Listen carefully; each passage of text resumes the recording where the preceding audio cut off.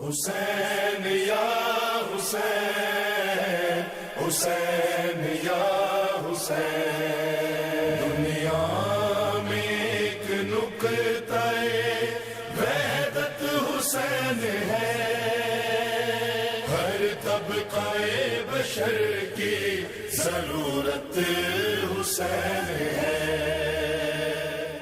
بسم اللہ الرحمن الرحیم۔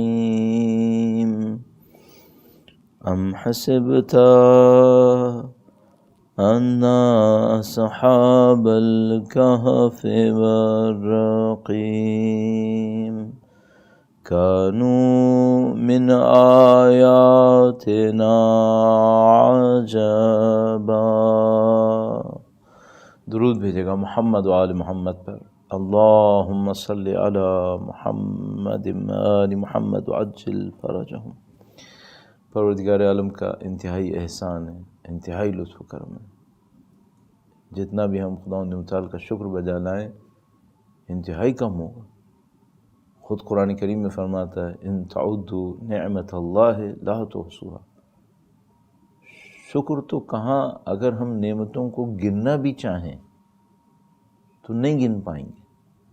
شکر تو بہت دور کی بات ہے۔ تو صرف کیا کر سکتے ہیں؟ صرف یہ کر سکتے ہیں، کہیں الحمدللہ۔ الحمدللہ کا مطلب کیا ہے؟ یہ کہ خدا جو بھی نعمتیں ہیں جن کو تو جانتا ہے، ہم ان تمام کا شکر بجا لاتے ہیں۔ اور جس نعمت سے میں اور آپ اس وقت مستفید ہو رہے ہیں، جو نعمت خداوند متعال کی طرف سے ہمیں اور آپ کو مل رہی ہے، وہ ایسی عظیم الشان نعمت ہے جس کا کائنات میں کوئی بدل ممکن ہی نہیں ہے۔ وہ نعمت کیا ہے؟ وہ نعمت یہ ہے کہ خداوند متعال نے جن عظیم الشان ہستیوں کو تمام کائنات کے اوپر فضیلت دی، مجھے اور آپ کو ان کی محبت نواز دی ہے۔ اللہ اکبر۔ اب ہمیں تو اس کی برکتیں بھی نہیں معلوم۔ حقیقت یہ ہے کہ اللہ کا کرم ہے، ہم ان کے چاہنے والے ہیں، ان کے ماننے والے ہیں، ان کے غم میں غمگین ہیں، ان کی خوشیوں میں خوش ہیں، لیکن ہمیں اس محبت کے جو معنوی اثرات ہیں، اس دنیا سے نکلنے کے بعد جو اس کے اثرات ہوں گے، ان کا تو علم نہیں ہے۔ اجمالاً پتہ ہے، حقیقت نہیں معلوم۔ تو ہم صرف خداوند متعال سے یہ کہہ سکتے ہیں خدا تیرا شکر ہے، تو نے ہمیں نعمت دی ہے، ہماری بصیرت میں اضافہ فرما دے، ہماری معرفت میں اضافہ فرما دے، تاکہ انشاءاللہ ہم اس نعمت کے سائے میں ان کمالات کو حاصل کریں جن کو تو چاہتا ہے کہ ہم ان تک پہنچ جائیں۔ اللہ سے اس دعا کے لیے عاجزانہ درخواست کرتے ہیں کہ قبول فرمائے۔ درود بھیجیں محمد و آل محمد پر۔ اللہم صلی علی محمد آل محمد وعجل فرجہم۔ عرض ہوا کہ پروردگار عالم نے ہر کام کو کسی حکمت کے تحت انجام دیا ہے۔ یہ پوری کائنات خداوند متعال کی حکمت کا ایک نمونہ ہے۔ اور یہ جو میں اور آپ دیکھ رہے ہیں کہ اتنی اسٹڈیز ہوتی ہیں، کہیں زندہ موجودات کے اوپر، حتیٰ جو میٹیریل باڈیز ہیں، جو نان لیونگ میٹیریل باڈیز ہیں، ان کے اوپر پتہ نہیں کیمیکلز کے اوپر اور اس کے اوپر اربوں ڈالر خرچ ہوتے ہیں تحقیقات پر۔ یہ سب کیا ہے؟ یہ خدا کی حکمت کو سمجھنے کی ایک کوشش ہے کہ خدا نے راز کتنے رکھے ہیں اس کائنات کے اندر۔ تو آج کی دنیا کتنی اس معاملے میں آگے جا چکی ہے کہ پوری دنیا میں جو معلومات مثلاً ابتدائی خلقت سے انسان نے حاصل کرنے کی کوشش کی، وہ جتنی معلومات وہ حاصل کرتا تھا اس نے سینکڑوں ہزاروں سال لگا کے حاصل کی، آج وہ معلومات مثلاً 2 سال میں بن جاتی ہے، ایڈیشن ہو جاتا ہے اس کے اوپر، اتنی تیز ہو گئی۔ ان سب کے باوجود ایک معرکہ ہے جس کے اندر انسان مبتلا ہے، اور وہ معرکہ یہ ہے کہ میری خلقت کا ہدف کیا ہے۔ البتہ ظاہر ہے کہ خلقت کا ہدف وہ کہے گا جو خدا کو مانتا ہوگا، جو خالق کو مانے گا، ورنہ باقی لوگ تو یہی اپنے آپ سے سوال پوچھ سکیں گے کہ کائنات میں جو میں ایک پیس ہوں، اس پیس کی ویلیو کیا ہے، اس کا فنکشن کیا ہے۔ اور اگر خدا کو مائنس کر کے دیکھنے کی کوشش کریں تو پھر مجھے تقریباً یقین ہے کہ ہمارا فنکشن اچھا فنکشن نہیں ہے، شاید کائنات کی سب سے نقصان دہ مخلوق موجود بلکہ ان لوگوں کی زبان میں انسان بن جائے گی اگر خدا بیچ میں نہ ہو. اگر کوئی یہ کہے کہ میں خدا کو نعوذ باللہ تعالیٰ کنسیڈر نہیں کر رہا اور میں انالیسس کر رہا ہوں کہ انسان کی اس دنیا میں پوزیشن کیا ہے، تو تباہی ہے، ڈسٹرکشن ہے. کیوں؟ کسی شیر اور چیتے نے ماحول کو اور اس نیچر کو اتنا نقصان نہیں پہنچایا جتنا انسان نے نقصان پہنچایا. کسی ویل اور شارک اور ڈولفن نے اس زمین و آسمان کو اتنا نقصان نہیں پہنچایا جتنا انسان نے نقصان پہنچایا. پھر تو ڈسٹرکٹیو ہے، پھر تو خراب ہے اگر خدا کی اس لنک کو ہم نکال دیں. لیکن اگر خدا کی لنک کو باقی رکھیں، ہاں پھر پتہ چلتا ہے ہاں اب کچھ ہے، اب انسان بہت کچھ ہے. کیوں؟ انسان ترقی حاصل کرتا ہے، تکامل حاصل کرتا ہے. اور میں ایک جملہ عرض کرتے ہوئے اپنے موضوع کی طرف آؤں گا. ایک شہید ایران میں ہوتے تھے، وہ ایک جملہ کہتے تھے، اور وہ جملہ بہت دہراتا ہوں اپنے لیے، اور وہ یہ کہتے تھے کہ یہ پوری دنیا ایک کھیل کی مانند ہے، فٹ بال کا ایک گیم جیسے. تو اس کے اندر 22 پلیئرز ہیں اور باقی جو لوگ بیٹھے ہیں یہ کیا ہیں؟ یہ سب تماشا کرنا ہے، یہ دیکھنے والے ہیں. ان کا رول گیم کے اندر کیا ہے؟ شور، تعریف اور نہیں معلوم تنقید، کبھی پریز، کبھی ان کو اپریشیٹ کریں گے، کبھی کرٹیسائز کریں گے. کھیلتے ہیں خود یہ لوگ؟ نہیں، کھیلتے نہیں ہیں. کھیلتے وہ 22 پلیئرز ہیں. تو وہ کہتے تھے کہ اس دنیا کے اندر کچھ لوگ اصل میں کھیلنے والے ہیں، کچھ لوگ ہیں جن کا اصلی کام ہے. اصلی کام کیا ہے؟ قربتاً الی اللہ، اللہ کی طرف سفر کرنا. تو اس کائنات میں کچھ لوگ ایسے ہیں جن کا اصلی کام ہے وہ خدا کی طرف سفر کر رہے ہیں، اور باقی لوگ کیا ہیں؟ باقی لوگ ایک تماشائیوں کی طرح دیکھنے والے. تو ہمیں اور آپ کو کیا کوشش کرنی چاہیے؟ کوشش کریں کہ اپنے آپ کو کنیکٹ کرنا ہے تو ان سے کنیکٹ کریں جو اصل لوگ ہیں، اور ان سے کنیکٹ کر کے نہ بیٹھ جائیں کہ جو صرف گول گپاڑا کرنے کے لیے، شور مچانے کے لیے بیٹھے ہوئے. تو اب آپ مجھ سے اگلا سوال کر سکتے ہیں اگر آپ میری بات کو فالو کریں کہ بھائی وہ ہم کیسے آئیڈینٹیفائی کریں کہ جو لوگ اصل کام کرنے والے ہیں کون ہیں اور جو لوگ یوں ہی شور مچانے والے ہیں وہ کون ہیں؟ تو میں آپ سے ایک سوال پوچھتا ہوں.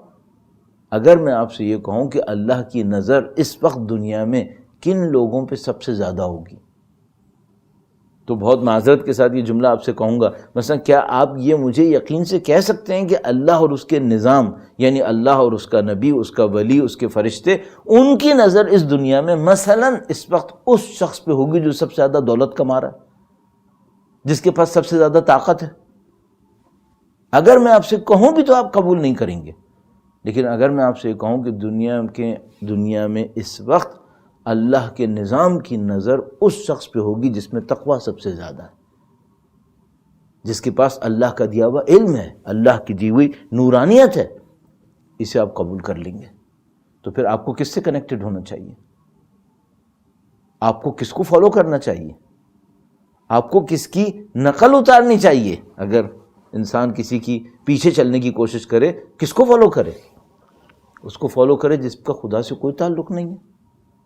تو عزیزان محترم، خود بخود ہمارے سامنے لائف کے لیے ایک پیٹرن بننے لگتا ہے. اب میں یہاں پہ ایک ذرا سا رک کر بچوں کی تربیت کے حوالے سے ایک جملہ عرض کر دوں، ایک مطلب عرض کر دوں. درود بھیجے گا محمد و آل محمد پر. اللہم صلی علی محمد و آل محمد. ہم یہ جو بچوں کے دماغ میں بٹھاتے ہیں بچپن سے، وہ بہت ہی امپورٹنٹ ہوتا ہے. وہ کس طریقے سے؟ مثال کے طور پر ایسی میں اپنی مثال رکھ لیتا ہوں. فرض فرمائیے کہ بھائی میرے بچوں نے میرے گھر میں یہ دیکھا کہ میں نے ایک جگہ پہ تصویر لگائی ہوئی ہے ایک فٹ بال کھیلنے والے کی، ایک جگہ پہ ایک تصویر لگائی ہوئی ہے مثال کے طور پر ایک فلاں مووی کے اسٹار کی، ایک جگہ کے اوپر مثال کے طور پر میں نے شرٹ پہنی ہوئی ہے اس کے اوپر فلاں چیز لکھی ہوئی ہے. اچھا، اس کے بعد میرے بچے نے دیکھ لیا کہ میری زندگی میں یہ سب انوالو ہے. یا مثلا میں کئی گھنٹے بیٹھتا ہوں اور فلاں گیم دیکھتا ہوں اور یہ ہوتا ہے وہ ہوتا ہے، اس کی رپورٹس جمع کرتا ہوں. اچھا، یہ بچہ بڑا ہو رہا ہے، اب یہ کس کو آئیڈیالائز کرے گا؟ اس کے بعد میں اس سے کہوں کہ تم امام کی نصرت کے لیے اپنے آپ کو تیار کرو، یہ کانٹرڈکشن نہیں ہے۔ یا مثال کے طور پر وہ یہ دیکھتا ہے کہ میرے بابا جن لوگوں کے ساتھ بیٹھ کر بہت خوش ہوتے ہیں، بڑے ریلیکسڈ ہوتے ہیں، وہ دیندار نہیں ہیں، اور مجھ سے کہتے ہیں قرآن پڑھو، مجھ سے کہتے ہیں نمازیں پڑھو، مجھ سے کہتے ہیں برے بچوں کے ساتھ نہیں بیٹھنا، تو وہ کیا کہے گا؟ کہے گا بھئی یہ تو کانٹرڈکشن ہے، یہ خود کچھ اور کرتے ہیں اور ہم سے کچھ اور کہتے ہیں۔ اسی طریقے سے مثلا میں نے والد کی مثال دیا، آپ والدہ کو لے لیجیے، تو مثال کے طور پر بچے اپنی ماں کو دیکھیں گے تو کیا کہیں گے؟ تو ایک بات مجھے سمجھ میں آتی ہے، شروع سے کوشش کریں بچوں کے ذہن میں لائف کا وہی آبجیکٹو آئے جس کو جب یہ حاصل کریں تو آپ اللہ کے سامنے سرخرو ہو جائیں، اللہ کے سامنے خوش ہو سکیں، اور اس آبجیکٹو کو اس کے ذہن میں ڈالنے کے لیے اپنی لائف کے اندر چیک کرتے رہیے کہ بھئی ہماری لائف کا آبجیکٹو کیا ہے۔ اگر میری لائف کا آبجیکٹو مثلا یہ ہے کہ میں بہت بڑا ملینر بلینر بن جاؤں، تو میرے بچے کو خود بخود دماغ میں یہی چیز اثر ڈلوا دے گی کہ بھئی مجھے یہ ہونا ہے۔ اب وہ کہنے کو سب کچھ کہتا رہے گا میری طرح، لیکن کرے گا وہی جو اس کے دماغ کے اندر آ گیا ہے۔ تو بہت زیادہ ہوشیاری کی ضرورت ہے کہ انشاءاللہ ہماری طرف سے اچھی فکر ہمارے بچوں کے ذہن میں جائے انشاءاللہ تعالی۔ درود بھیجے گا محمد و آل محمد پر۔ اللہم صلی علی محمد آل محمد وعجل فرجہم۔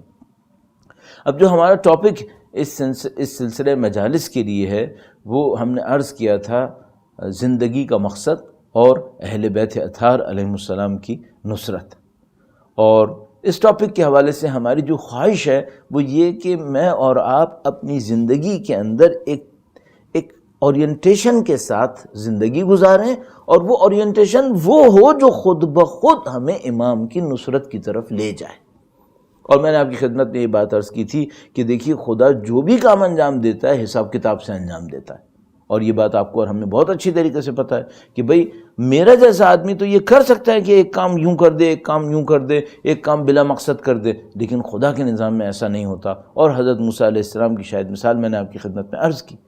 اب اگر میں یہ چاہتا ہوں کہ اپنی زندگی گزارتا رہوں اور ایک پوائنٹ کے اوپر جا کر امام کی نصرت کروں، تو مجھے بہت تیاری کرنی پڑے گی، مجھے اس کے لیے اپنے آپ کو لے کے چلنا پڑے گا، یعنی میری ساری ٹیوننگ اور فائن ٹیوننگ اس بات کے اوپر ہو کہ میں نے نصرت کرنی ہے، تب یہ چیز حاصل ہوگی، ورنہ یہ حاصل نہیں ہو پائے گا، نعوذ باللہ تعالی۔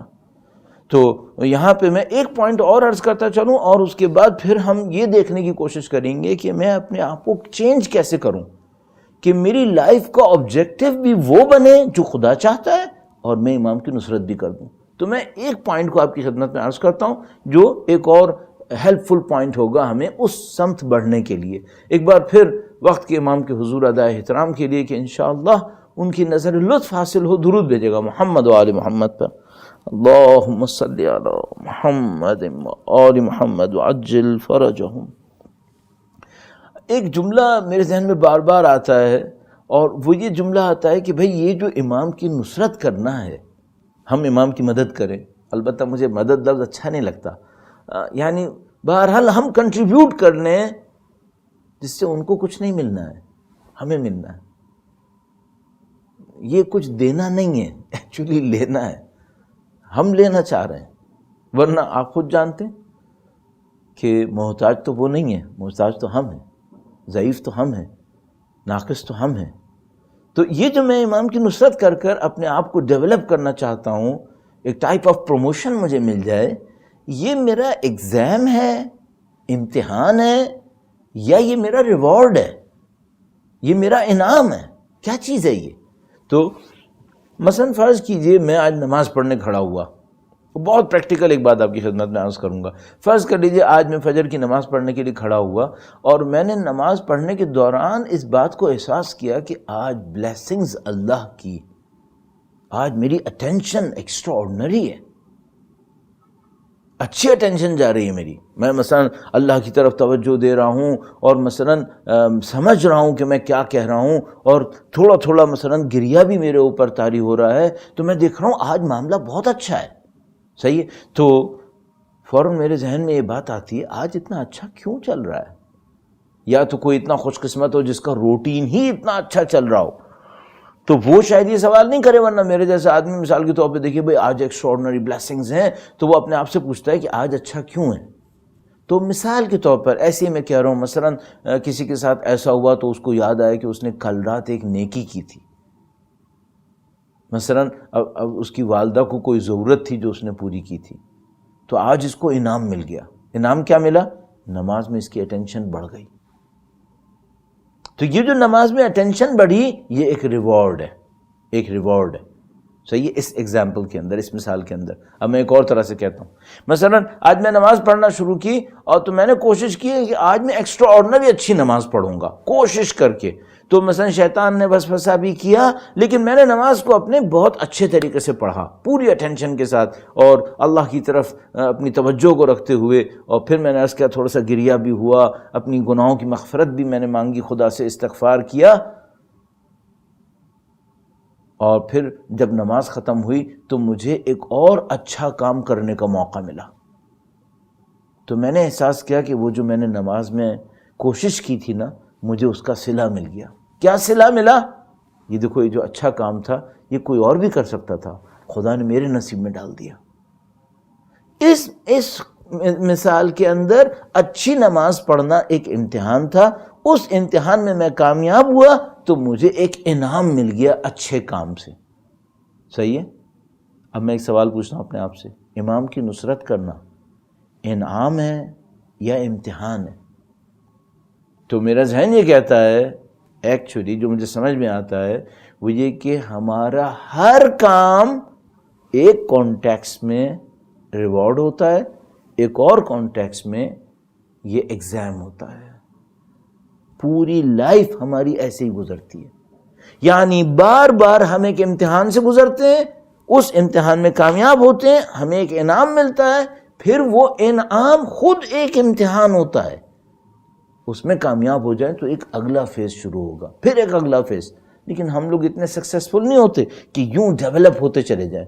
ہمارے ساتھ کیا ہوتا ہے، تھوڑے سے ڈیولپ ہوتے ہیں، تھوڑے سے نیچے جاتے ہیں، پھر تھوڑے سے اوپر آتے ہیں، پھر تھوڑے سے نیچے جاتے ہیں. لکی وہ ہے کہ جو اینڈ آف دا ڈے بالآخر اوپر چلا جائے، باٹم لائن تک آتے آتے.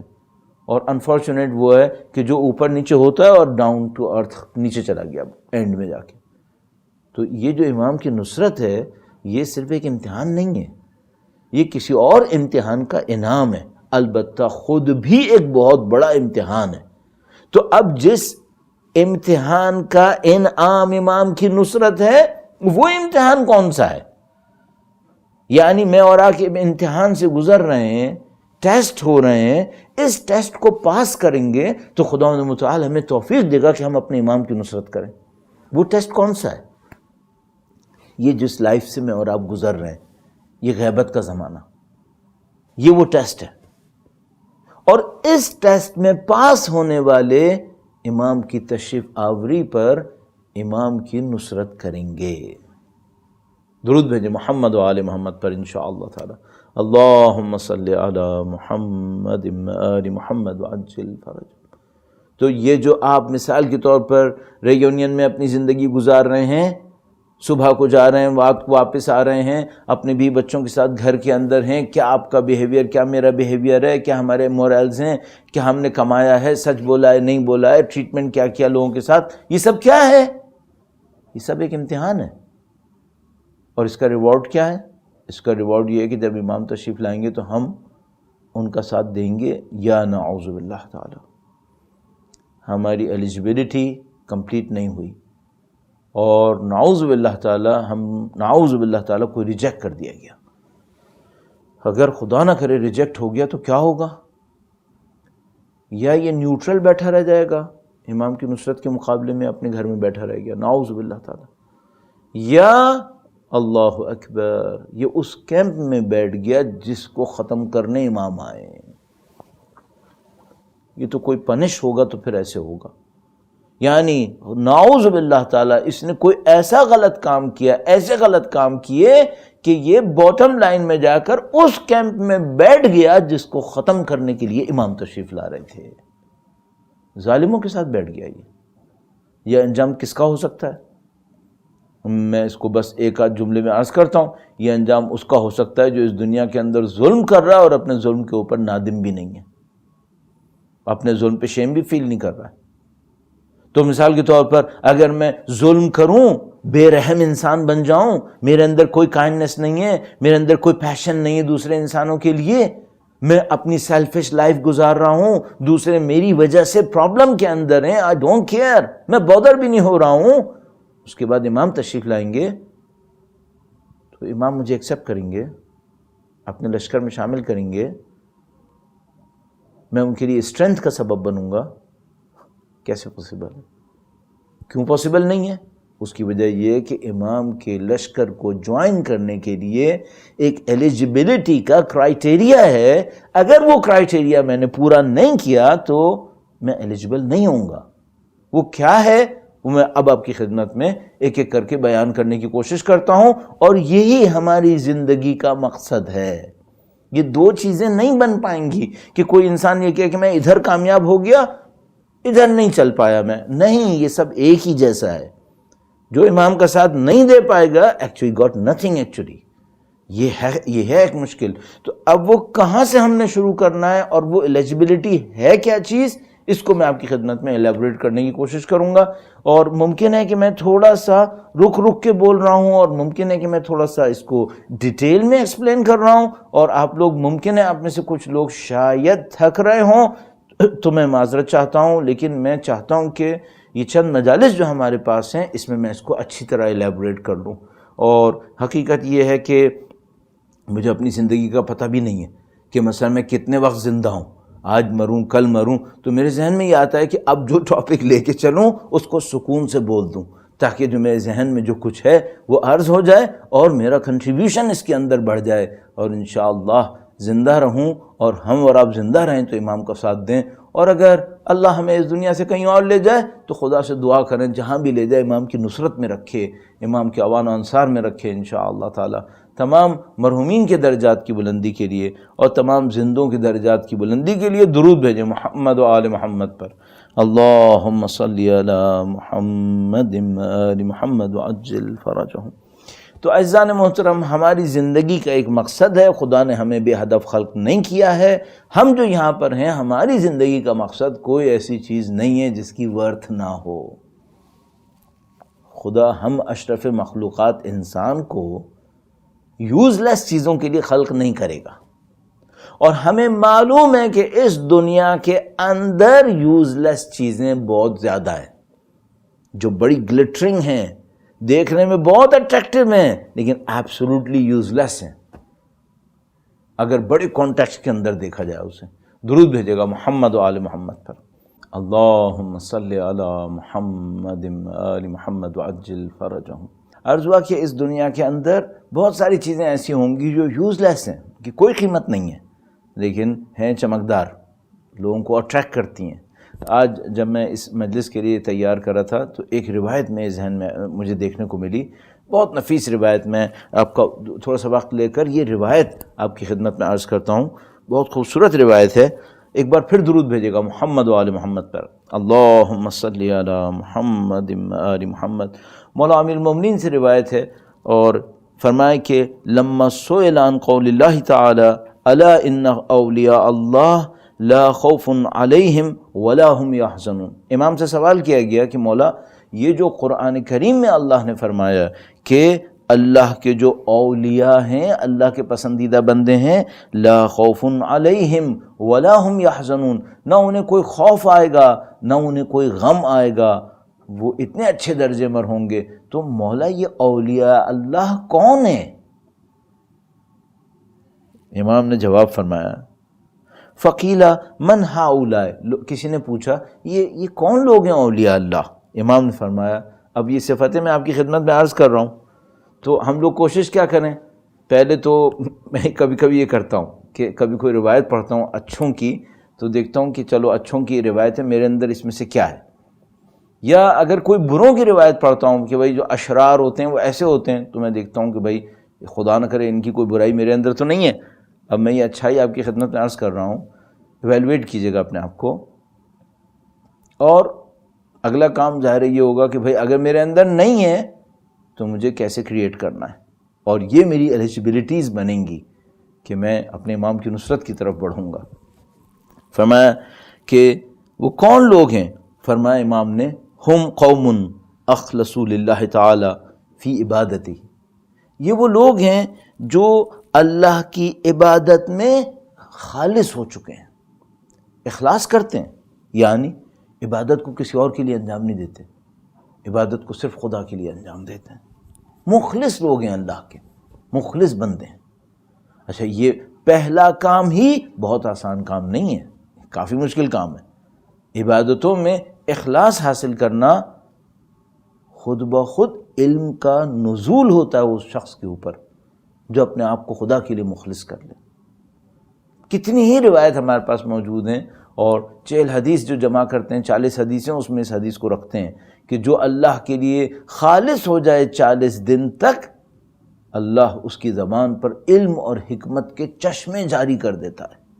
اب مجھے نہیں معلوم کون سی وہ باتیں ہوں گی جس کو اللہ کے نبی کہہ رہے ہیں علم اور حکمت، اللہ کے نبی ارشاد فرمائے۔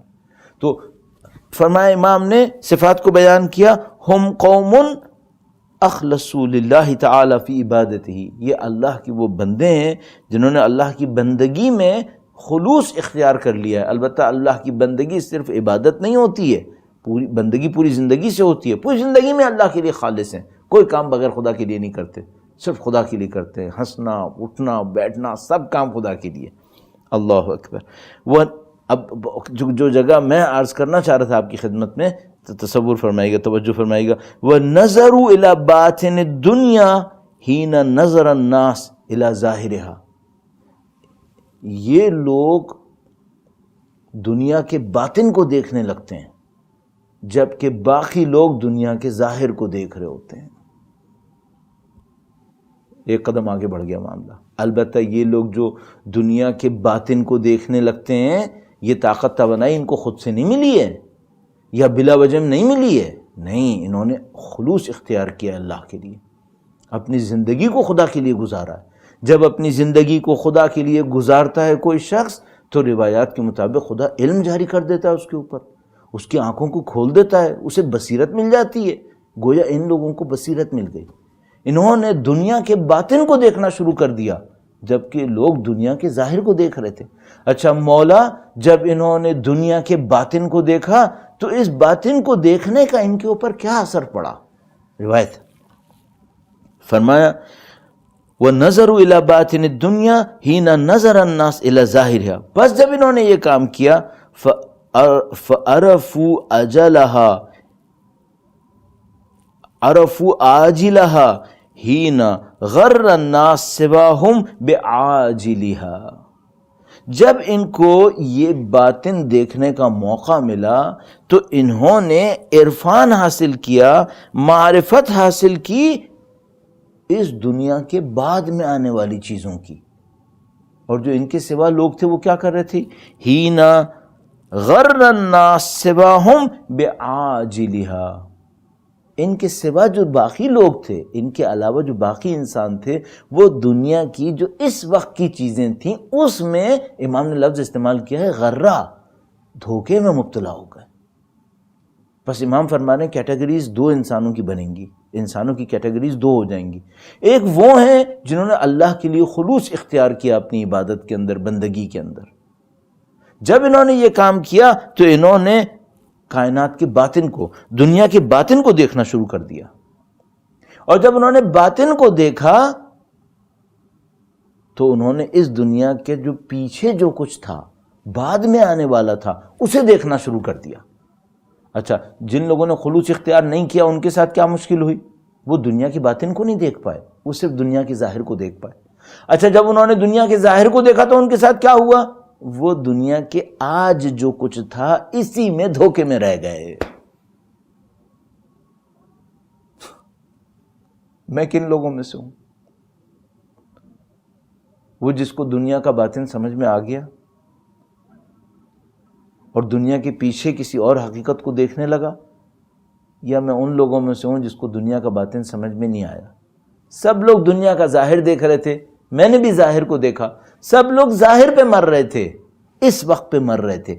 آج یہ ہو جائے، آج یہ ہو جائے، میں بھی اسی میں لگ گیا، مجھے بھی دولت چاہیے، مجھے بھی طاقت چاہیے، مجھے بھی شہرت چاہیے۔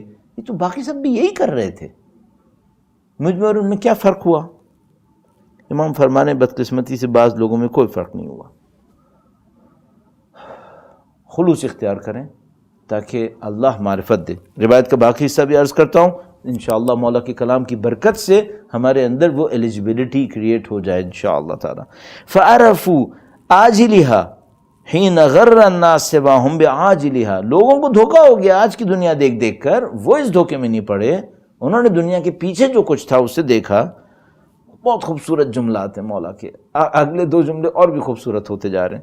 فَتَرَكُوا مِنْهَا مَا عَلِمُوا أَنَّهُ سَيَتْرِكُهُمْ۔ امام نے فرمایا کہ جب ان لوگوں نے دنیا کے باطن کو دیکھا تو اس کا اثر کیا پڑا؟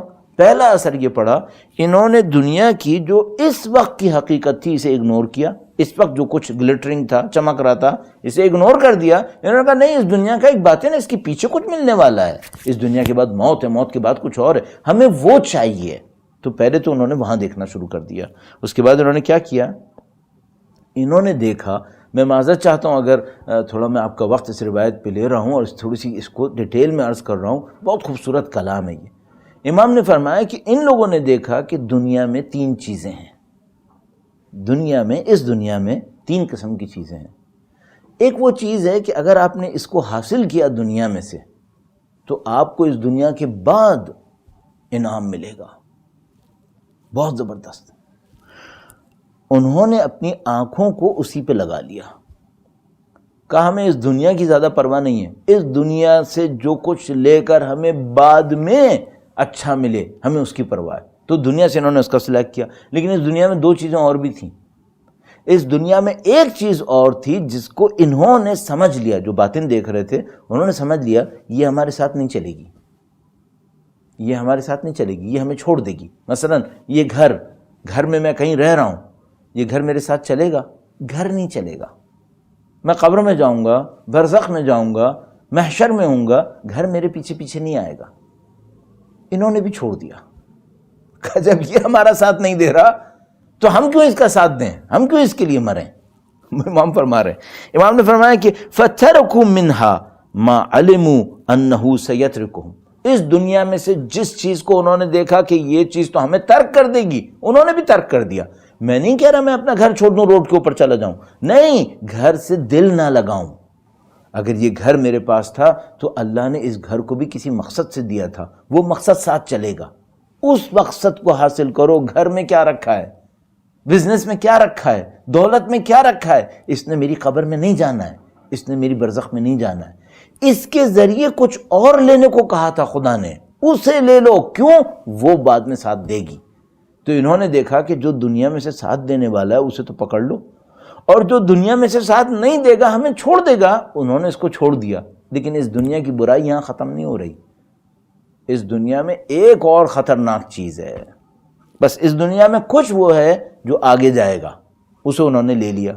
اس دنیا میں کچھ ایسا ہے جو چھوڑ دے گا، انہوں نے بھی چھوڑ دیا۔ لیکن اس دنیا میں ایک اور بدبختی ہے، اس دنیا کی کچھ چیزیں ایسی ہیں جو انسان کو ختم کر دیتی ہیں، قتل کر دیتی ہیں، انسان کو مار دیتی ہیں۔ انہوں نے دیکھا کہ اس دنیا کے اندر کچھ چیزیں اتنی خطرناک ہیں کہ ہمیں مارنا چاہتی ہیں۔ تو انہوں نے کیا کیا؟ انہوں نے اس سے پہلے کہ وہ انہیں مارتی، انہوں نے اسے مار دیا۔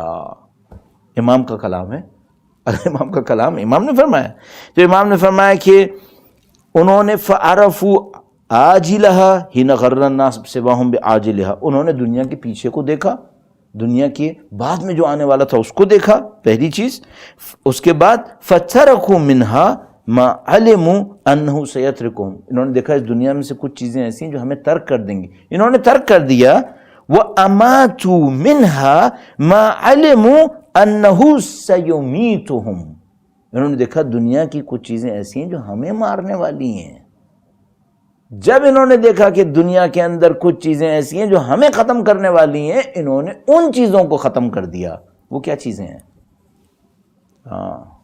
دنیا کی غلامی۔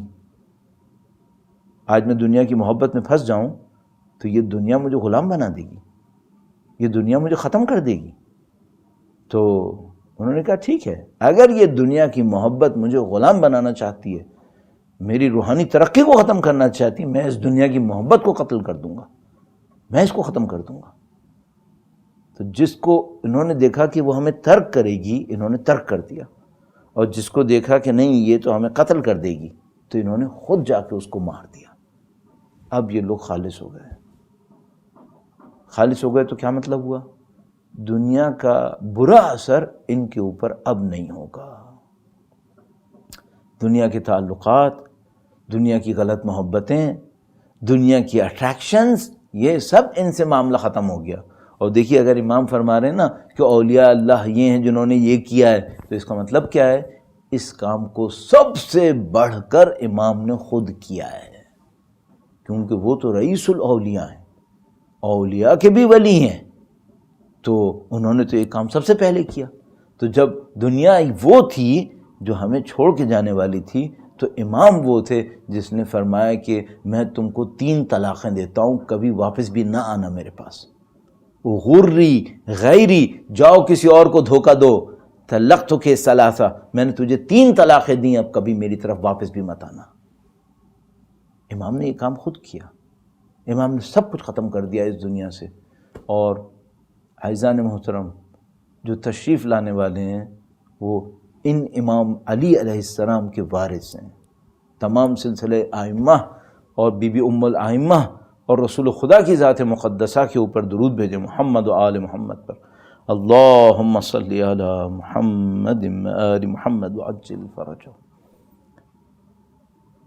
یہ بہت نفیس روایت ہے، اور شاید چونکہ آپ کے جیسے لوگ سننے والے تھے، اور شاید خدا چاہتا تھا کہ آپ لوگوں تک یہ پیغام پہنچ جائے، تو پروردگار عالم نے مجھے یہ توفیق دے دی کہ یہ روایت مجھے نظر آ گئی کہ میں آپ کی خدمت میں عرض کر دوں۔ عزیزان محترم، یہ خدا کا پیغام ہے ہمارے لیے کہ دیکھو، اگر تم نصرت حاصل کرنا چاہتے ہو اور تم نصرت کرنا چاہتے ہو، حقیقت یہ ہے کہ یہ معاملہ اس طرف سے زیادہ ہے۔ ہمیں ان کی نصرت چاہیے، ہم تو کیا ہی نصرت کریں گے، ہمیں تو ان کی نصرت چاہیے۔ اسی لیے تو ہم بار بار کہتے ہیں یا مولا ادرکنی ادرکنی یا مولا، مولا ہماری نصرت کر دیں کسی طریقے سے کہ ہم اس جنجال سے نکلیں اور آپ کے راستے کی طرف چلنے کی کوشش کریں۔ تو اگر تمہیں یہ چاہیے تو ذرا دنیا کو دیکھتے رہنا، دنیا تمہیں دھوکہ نہ دے دے۔ اور بڑا نفیس پیغام اس روایت کے اندر ہے۔ الحمدللہ رب العالمین، مجھے یہی احساس ہو رہا ہے کہ مجالس کے صدقے میں انسان کو بہت کچھ سننے کو ملتا ہے۔ تو یہ سننے کو مل گیا، اس پر عمل کرنے کی کوشش کریں گے اور اللہ سے دعا بھی کریں گے۔ کون سا ٹائم دعا کرنے کا سب سے اچھا ہے؟ جب انسان کا دل نرم پڑ رہا ہو، جب انسان کا دل نرم پڑ رہا ہو۔ کب انسان کا دل نرم پڑتا ہے؟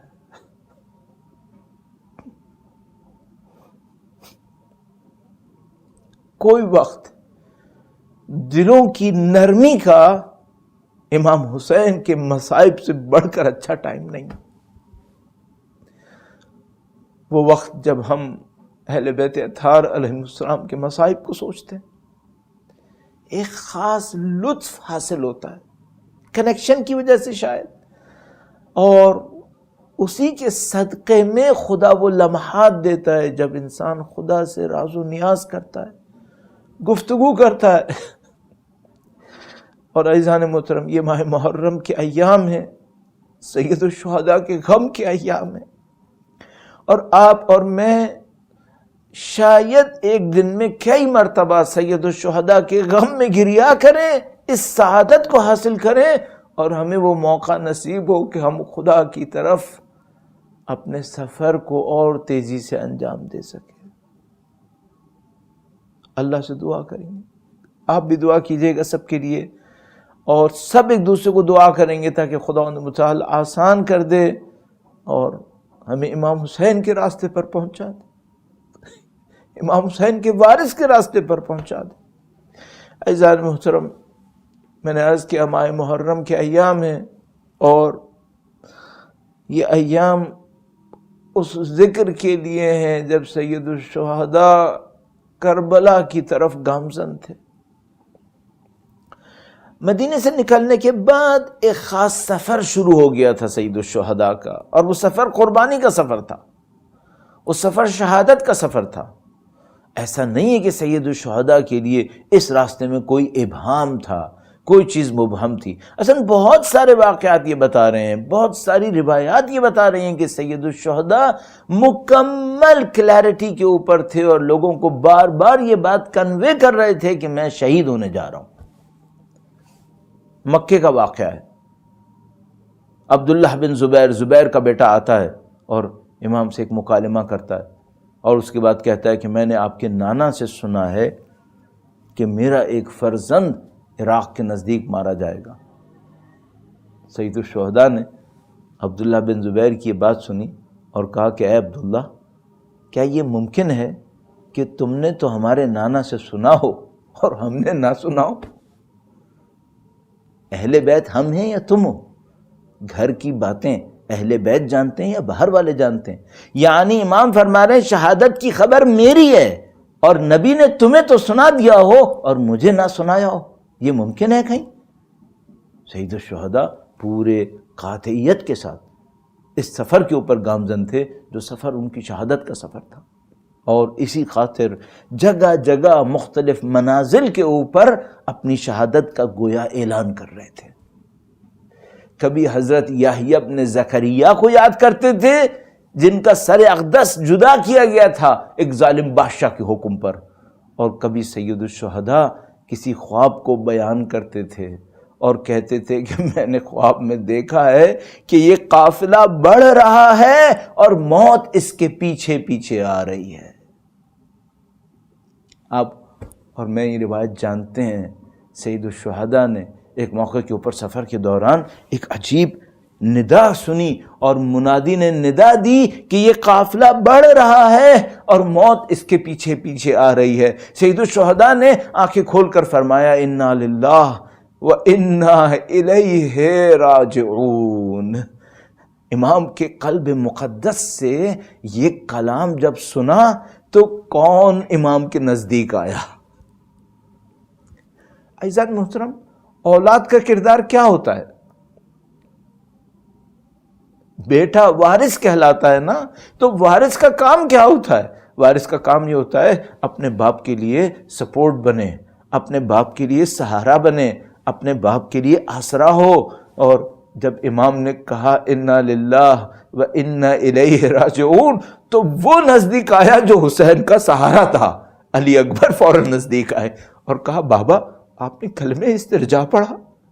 علی اکبر پہچان گئے سلام اللہ علیہ کہ وہ پہچان گئے کہ میرے بابا کو کوئی خبر ملی ہے۔ نزدیک آئے اور پوچھا آپ نے کلمہ استرجاع پڑھا؟ فرمایا کہ ہاں مجھے ایک ندا آئی ہے اور اس ندا نے یہ کہا ہے کہ یہ قافلہ بڑھ رہا ہے اور موت اس کے پیچھے پیچھے آ رہی ہے۔ علی اکبر اپنے والد کے علیہ السلام اپنے والد کے مزاج کو پہچاننے والے تھے۔ وہ سمجھ گئے کہ اس وقت میرے والد کو یہ خبر ملی ہے کہ ہم سب دنیا سے جانے والے ہیں اور ہم سب موت کے سامنے پہنچنے والے ہیں۔ اب اس بیٹے نے اپنے باپ کے دل کو مضبوط کرنے کے لیے ایک اور کام کیا اور کہا بابا کیا ہم حق پر نہیں ہیں؟ امام حسین نے فرمایا ہاں یقیناً ہم حق پر ہیں۔ کہا بابا یعنی میں اپنے الفاظ میں کہہ رہا ہوں، بابا اگر یہ ندا کہہ رہی ہے نا کہ ہم موت پہ جا رہے ہیں، میں گھبرانے والا نہیں ہوں۔ اگر ہم حق پر ہیں اذن لا ابالی، مجھے کوئی پرواہ نہیں ہے موت کیسے آتی ہے۔ علی اکبر نے جو کہا وہ عاشور کے دن کر کے بھی دکھایا، ایسی موت کو قبول کیا جو ہر کوئی قبول نہیں کر سکتا تھا۔ یہ علی اکبر کا جگر تھا۔ علی اکبر نے بابا کو تسلی دی، آخری وقت تک بابا کی حمایت کی، سید الشہداء کی حمایت کی اور اس موت کو لیا جس کے لیے کہا تھا مجھے کوئی پرواہ نہیں ہے، یہ موت میرے اوپر کیسے آتی ہے۔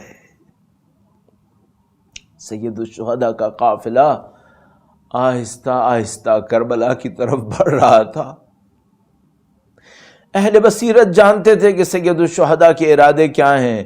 سید الشہداء مفاہمت نہیں کریں گے، یزید کے ساتھ کسی بھی قسم کی کوئی نرمی نہیں کریں گے، اور سید الشہداء کی رگوں میں جو خون دوڑ رہا ہے وہ یزید کے سامنے جھکنے نہیں دے گا۔ عزیزو، آپ امام حسین کے چاہنے والے ہیں، فرش عزا کے اوپر بیٹھے ہیں اور امام حسین کے غم کو ذکر کرنے کے لیے آئے، تو امام کے بلند کلمات میں سے ایک جملہ آپ کی خدمت میں عرض کرتا ہوں، جو انسان سنتا ہے تو اس کا خون جوش مارنے لگتا ہے، اور بس یہ جملہ بھی عرض کروں، خاص کر سادات کرام کی خدمت میں عرض کروں گا، سید ہونا ایک فضیلت ہے، اور وہ فضیلت ڈیمانڈ کر رہی ہے کہ جو امام حسین کے اندر عزت تھی، جو امام حسین کے اندر شجاعت تھی، بہادری تھی، اعلیٰ ظرفیت تھی، وہ سادات کرام کے اندر ہونی چاہیے، وہ جرأت اور بہادری ہونی چاہیے۔ سید الشہداء نے مدینے کے اندر اعلان کیا تھا، مدینے کے اندر تشریف فرما ہوئے، مدینے کے حاکم نے بلایا اور ان سے کہا کہ یزید خلیفہ بن گیا ہے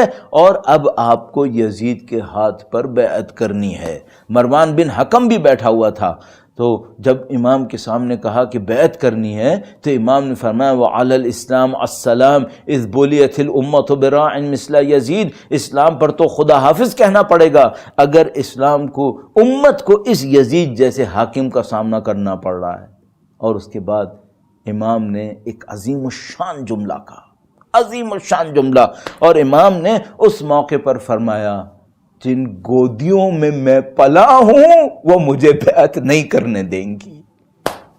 سید الشہداء کیا کہہ رہے ہیں؟ کہا میں رسول خدا کا نواسا ہوں، میں علی مرتضیٰ کا بیٹا ہوں، میں فاطمہ کی گود میں پلا ہوں، میں ظالموں کے سامنے سر نہیں جھکاؤں گا، میں ظالموں کا مقابلہ کروں گا۔ یہ حسین ہیں جو اولاد فاطمہ ہیں، اولاد علی ہیں، وارث رسول خدا ہیں، اب کربلا کے میدان میں کھڑے ہیں۔ اور جب بتایا گیا کہ یہ کربلا ہے تو امام نے فوراً کہا ھذا مقام کرب وبلا ہا ہنا محط رحالنا، یہ وہ جگہ ہے جہاں ہمارے قافلے روکیں گے، یہ وہ جگہ ہے جہاں پہ ہمارے اجساد گریں گے، یہ وہ جگہ ہے جہاں پہ ہماری قبریں بنیں گی، یہ وہ جگہ ہے جہاں پہ ہماری زیارت کرنے والے آئیں گے۔ امام نے سارا نقشہ بیان کر دیا۔ عزیزو، اب میں اور آپ ہیں اور کربلا کے اس پیغام کے سامنے ہیں کہ اگر حسینی ہو تو پرچم عزا کو بلند کرو۔ حسین نے کربلا بسا دی ہے، حسین نے قربانی تیار کر لی ہے، بنی اسد سے وعدے لے لیے ہیں کہ دیکھو میری قبر کو تیار کر دینا، میرے اجساد کو دفنا دینا، اور کبھی میری قبر کا نشان نہ مٹانا۔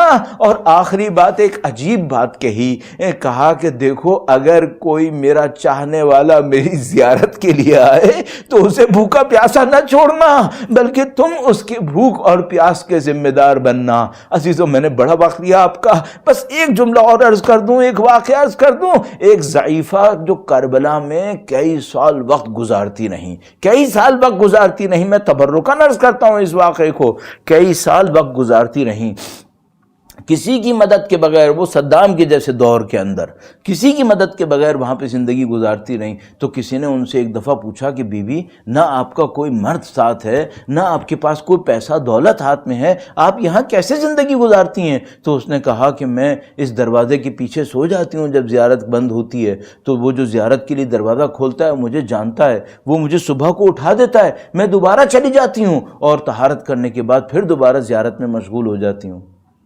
اس کے بعد صدام کا دور تھا، کوئی پرواہ کرنے والا تھا اس زمانے میں؟ اس زمانے میں تو 10 سختیاں تھیں۔ تو اس بندے نے اس بیوی سے پوچھا، یہ خاتون پاکستان کی تھیں، ایک گاؤں کے علاقے کی تھیں، لیکن اس کا خلوص کتنا زیادہ تھا۔ تو انہوں نے ایک جملہ پوچھا اس سے، ان خاتون سے، کہا بی بی یہ تو آپ نے سب بتا دیا، یہ بتائیں کھاتی پیتی کہاں سے ہیں؟ پیسہ تو ہے نہیں آپ کے پاس، کوئی مرد بھی نہیں ہے، تو آپ کھاتی پیتی کہاں سے ہیں؟ اس ضعیفہ نے بڑا عجیب ایک جملہ بولا عزیزو، اس جملہ نے کہا کہ یہ تو نے کیا پوچھ لیا، یہ جو حسین ہے یہ خود یہاں پر آیا بھوکا پیاسا رہا ہے، اب کسی کو بھوکا پیاسا رہنے نہیں دیتا یہاں پر۔ یہ سب کی بھوک اور پیاس مٹا دیتا ہے، کسی کو بھوکا پیاسا نہیں رہنے دیتا۔ عزیزو، ہم امام حسین سے بس یہی عرض کریں گے کہ مولا ہم آپ کے در کے بھکاری ہیں، ہم آپ سے نورانیت لینے آئے، ہم آپ سے معنویت لینے آئے، ہم آپ سے شہادت کی موت لینے آئے۔ مولا ہماری ان دعاؤں کو اپنی بارگاہ میں قبول فرمائیں تاکہ انشاءاللہ دنیا اور آخرت میں امام حسین کا ساتھ ہو۔ اللہم احشرنا تحت لواء الحسین الا لعنت اللہ علی القوم الظالمین وسیعلم الذین ظلموا ایام منقلب ینقلبون۔ پروردگار تمام تر نقص و عیب کے باوجود اس قلیل کو اپنی بارگاہ میں قبول فرما، ان کی نورانیت سے ہمارے دلوں کو منور فرما۔ خداوندہ دنیا اور آخرت میں اہل بیت کی حمایت اور پناہ اور ان کی شفقت اور جوار نصیب فرما۔ ہم سب کو اور ہمارے تمام مرحومین کو خدایا اور خدایا امام کے ظہور کا دن دیکھنا نصیب فرما، ان کی نصرت اور ان کی نصرت کی راہ میں شہادت نصیب فرما۔ ربنا تقبل منا انك انت السميع العليم وتب علينا انك انت التواب الرحيم بجاه محمد وعترته الطاهرين اللهم صل على محمد وآل محمد وعجل فرجهم۔